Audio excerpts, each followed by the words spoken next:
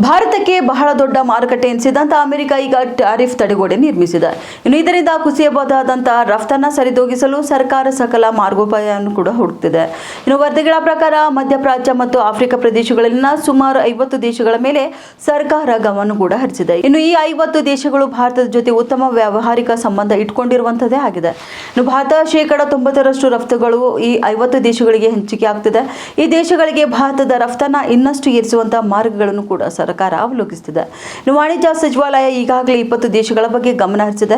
ಈಗ ಇನ್ನೂ 30 ದೇಶಗಳನ್ನ ಕೂಡ ಇದಕ್ಕೆ ಸೇರಿಸಲಾಗಿದೆ. ರಫ್ತು ವಿಚಾರದಲ್ಲಿ ಭಾರತವು 4 ಅಂಶಗಳ ಕಾರ್ಯಸೂಚಿ ಹಾಕೊಂಡಿದೆ. ರಫ್ತಾಗುವ ಉತ್ಪನ್ನಗಳ ಸಂಖ್ಯೆ ಹೆಚ್ಚಿಸುವುದು, ಇನ್ನು ರಫ್ತಿನ ಸ್ಪರ್ಧಾತ್ಮಕತೆ ಹೆಚ್ಚಿಸುವುದು ಇವು ಸರ್ಕಾರದ ಪ್ರಾಮುಖ್ಯತೆಗಳ ಪೈಕಿ ಆಗಿದೆ.